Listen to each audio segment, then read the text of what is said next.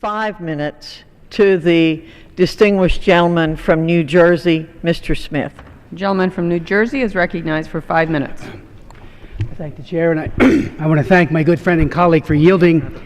You know, Madam Speaker, pain, we all dread it, we avoid it, we even fear it, and we all go to extraordinary lengths to mitigate its severity and its duration. There are Kermit Gosnells, Madam Speaker, all over America, today inflicting not only violence, cruelty, and death on very young children, but excruciating pain as well. Many Americans, including some who self-identify as pro-choice, were shocked and dismayed by the Gosnell expose and trial. Perhaps the decades-long culture of denial and deceptive marketing has made it difficult to see and understand a disturbing reality.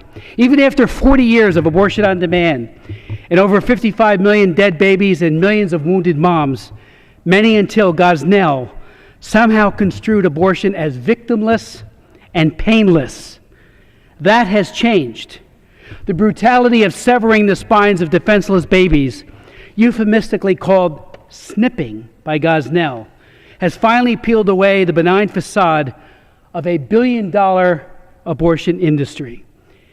You know, I'd note parenthetically, it may come as a shock to many, but according to the Americans United for Life Legal Defense Fund, the U.S. is among only 4 nations in the world that allows for abortions for any reason after viability, and one of only 9 nations that allows abortions after 14 weeks. We're in some pretty bad company, Madam Speaker, because that includes China and North Korea.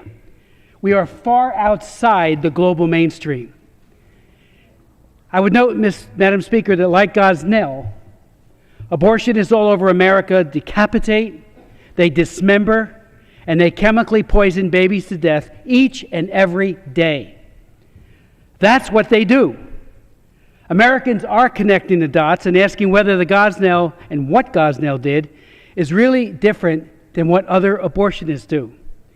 I would note to my colleagues that a D&E abortion, a common method after 14 weeks, is a gruesome, pain-filled act that literally rips and tears to pieces the body parts of a child. The Pain-Capable Unborn Child Protection Act is a modest but necessary attempt to at least protect babies who are 20 weeks old and pain-capable from having to suffer and die from abortion. I would note to my colleagues that a majority of Americans are with us, trying to protect lives. According to a recent Gallup poll, 64% of Americans believe that abortion should not be permitted in the second 3 months of pregnancy. 80% say abortion should not be permitted in the last 3 months of pregnancy. The polling company found that 63% of women believe that abortion should not be permitted after the point where substantial medical evidence says that the unborn child can feel pain. The women get it, and they have so polled when asked that they are against this kind of pain for babies. The Pain-Capable Unborn Child Protection Act recognizes the medical evidence that unborn children indeed feel pain. We're not living in the dark ages.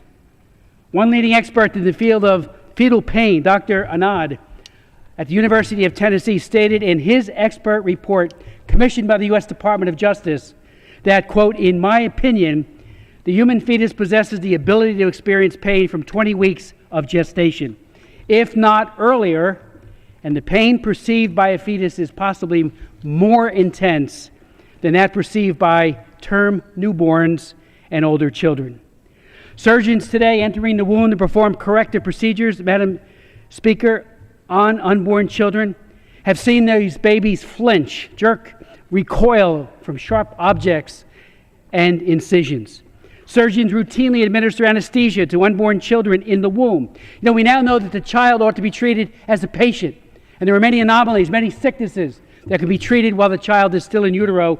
When those interventions are done, anesthesia is given. Dr. Colleen Malloy, assistant professor, Division of Neonatology at the Northwestern University, in her testimony before the House Judiciary Committee in May of 2012 said, "When we speak of infants at 20 weeks post-fertilization, we no longer have to rely on inferences or ultrasound imagery because such premature patients are kicking, moving, and reacting and developing right before our eyes in the neonatal intensive care unit. In other words, there are children the same age who in utero can be killed by abortion who have been born and are now being given life-saving assistance. She went on to say, in today's medical arena, we resuscitate patients at this age and are able to witness their ex utero growth. She says, I could never imagine subjecting my tiny patients to horrific procedures such as those that involve limb detachment